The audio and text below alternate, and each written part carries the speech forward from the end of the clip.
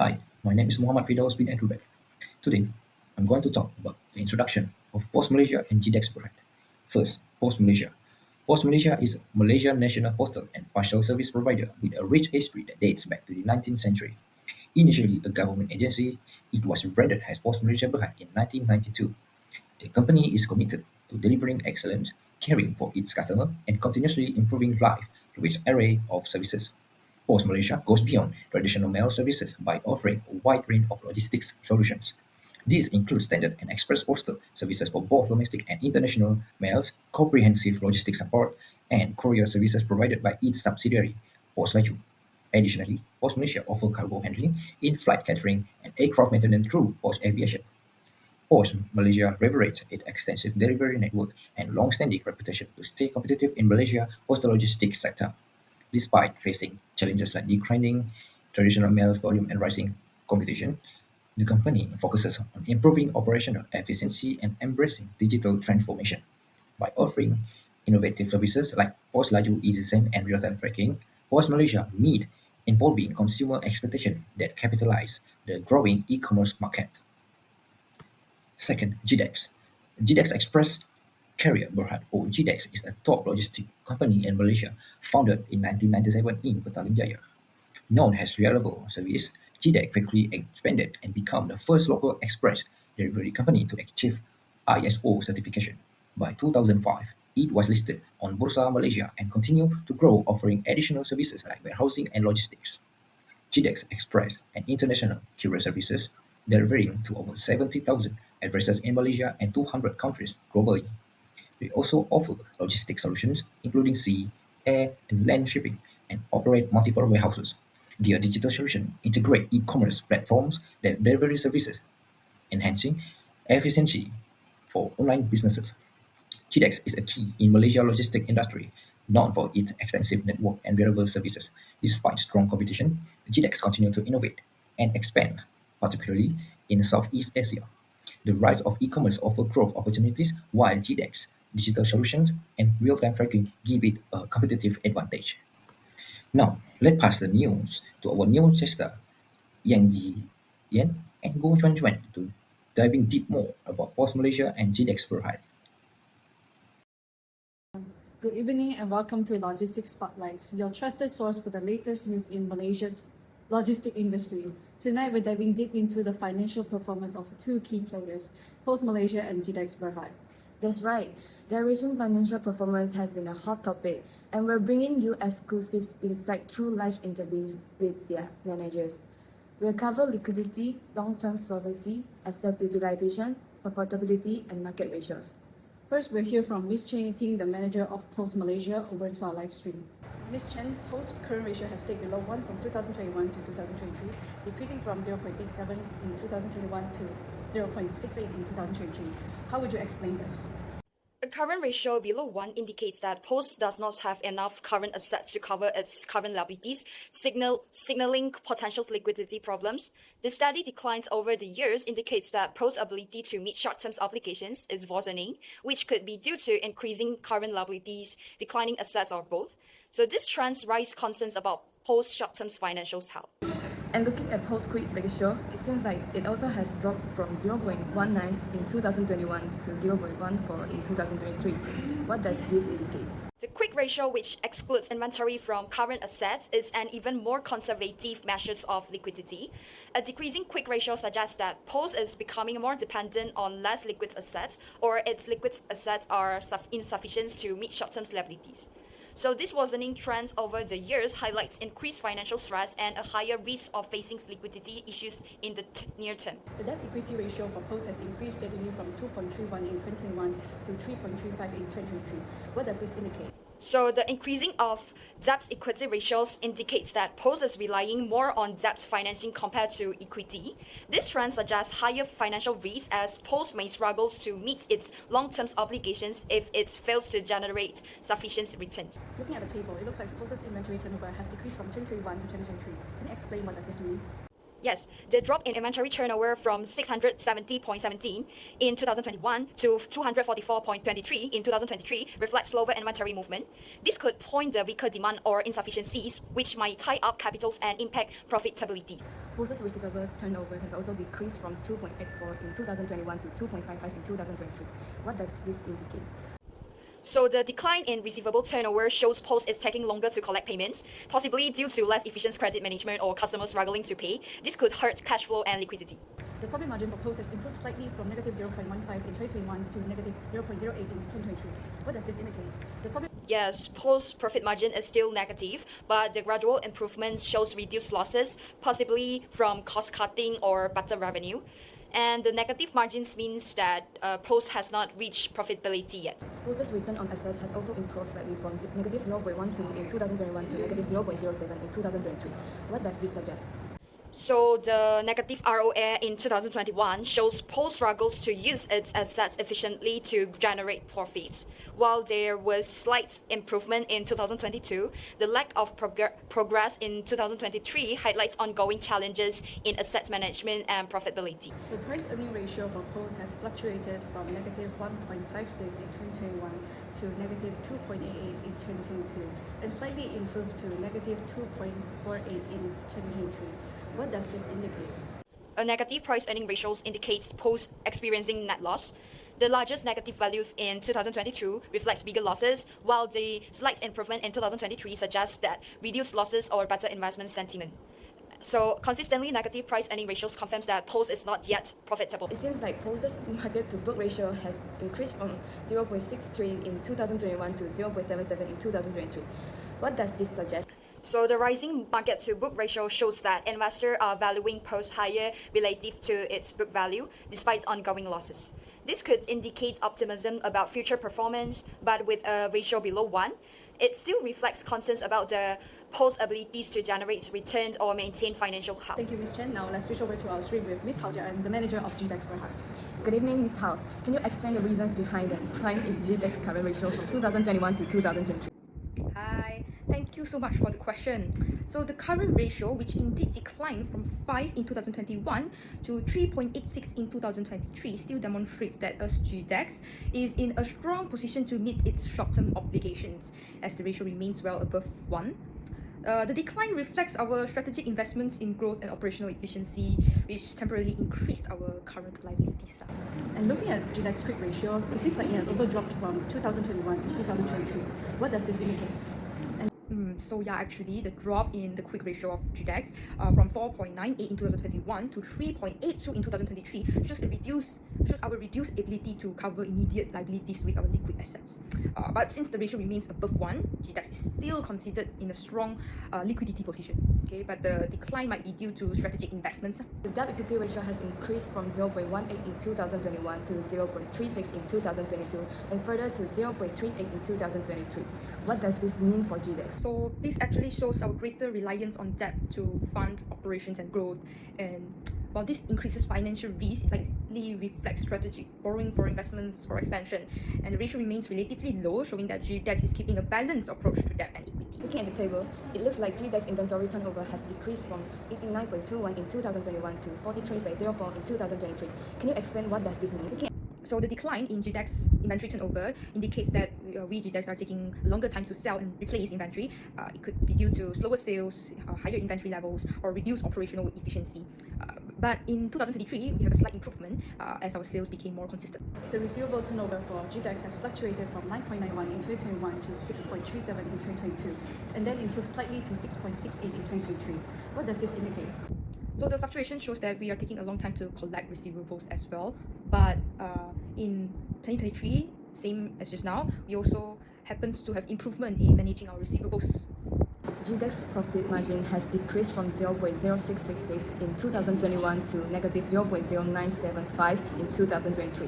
What does this indicate?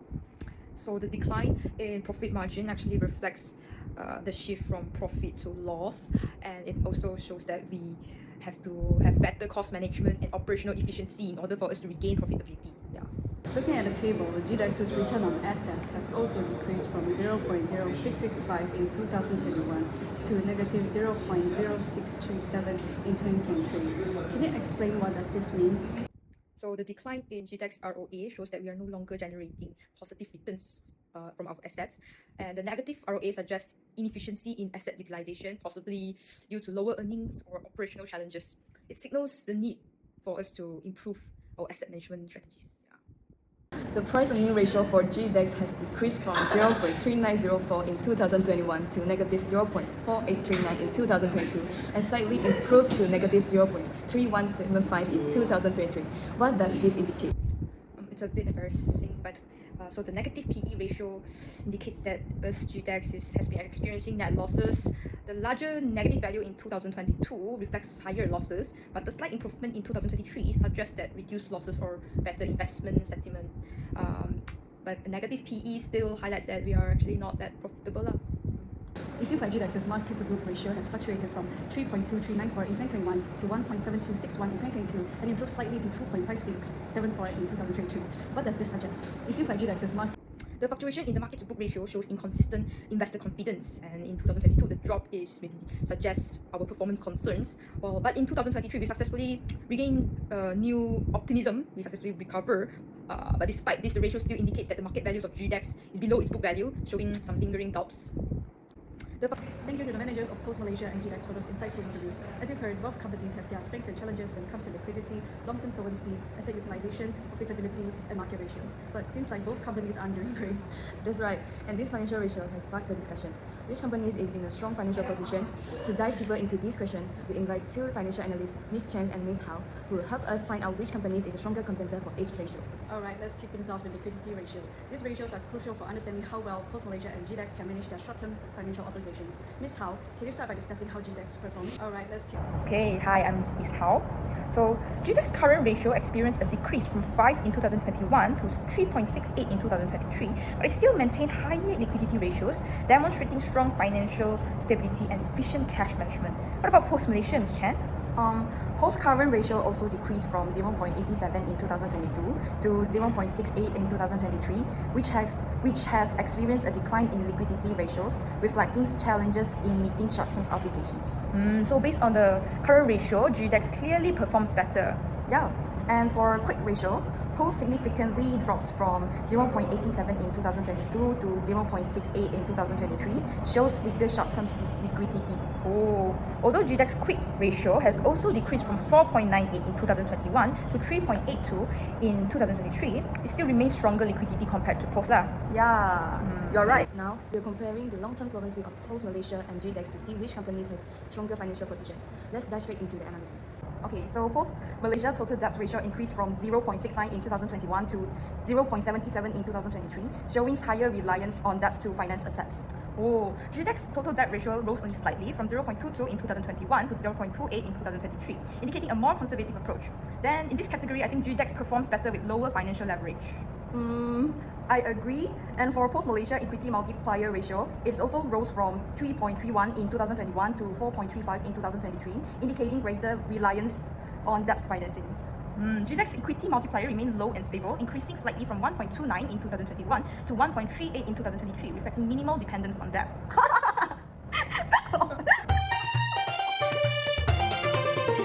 Obviously, GDEX takes the lead here as well. Interesting. Now, let's talk about asset utilization. How does Post Malaysia and GDEX perform when it comes to managing inventories and receivables? Interesting. Post Malaysia shows a significantly higher inventory turnover compared to GDEX, but its efficiency is declining. The turnover drops sharply from 2021 to 2023, which I think suggests that inventory movement for Post has slowed down over time. And for GDEX, the inventory turnover also shows a decline, going from 89.21 in 2021 to 36.63 in 2022. But there's a slight improvement to 43.04 in 2023. I think this reflects slower inventory turnover but some recovery in 2023. While Post Malaysia has higher turnover, the downward trend is common for both companies. So based on inventory turnover alone, Post Malaysia performs better, but both companies face challenges in maintaining efficiency. Yup, that's right. But for the receivables turnover, GDEX started with a much higher receivables turnover of 9.91 in 2021, but it declined to 6.37 in 2022, before slightly improving to 6.68 in 2023. Seems like Post Malaysia's receivable turnover is low and continues to decline, dropping from 2021 to 2022 and further to 2023. It shows slower collections of receivables, which could strain Post cash flow. though GDEX also faces a downward trend, I think its ability to collect receivables is still significantly better than Post Malaysia. Yeah, so when it comes to receivable turnover, GDEX outperforms Post Malaysia, showing stronger efficiency despite the decline. You are absolutely right.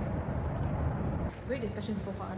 Now let's shift gears and talk about profitability ratios, a key indicator of how well Post Malaysia and GDEX are generating profits.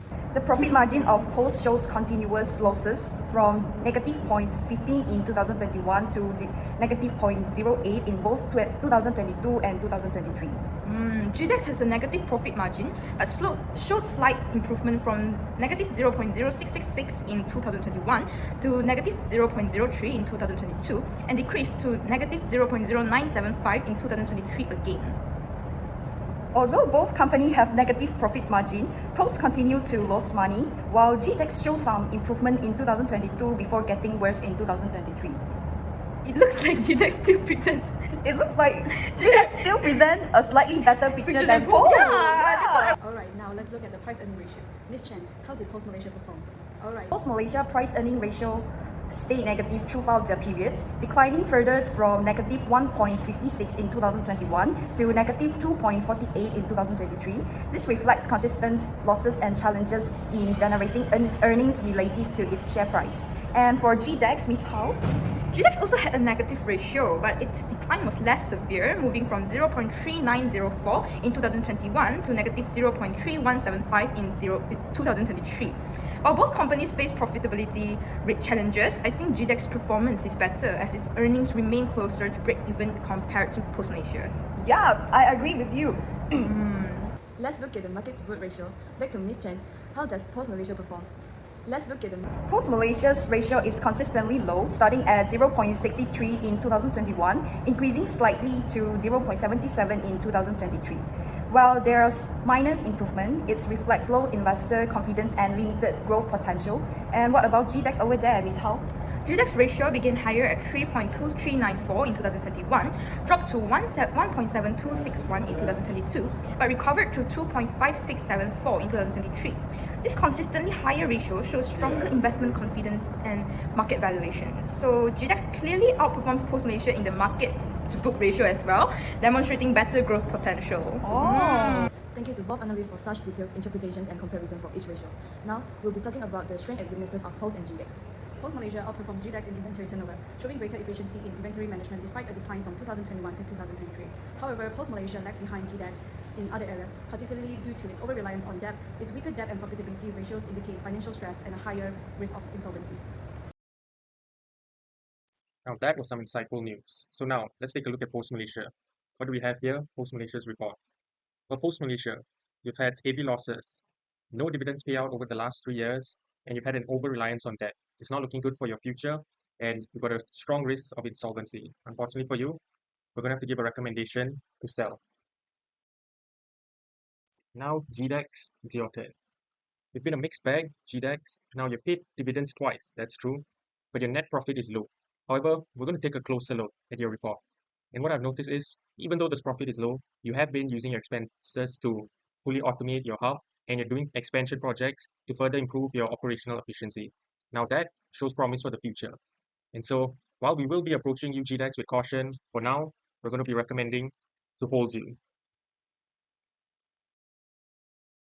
Now then, as we wrap up, we've watched the news and we've heard from both the managers over at Post Malaysia and GDEX. And we've listened to the research done by our brilliant analyst team.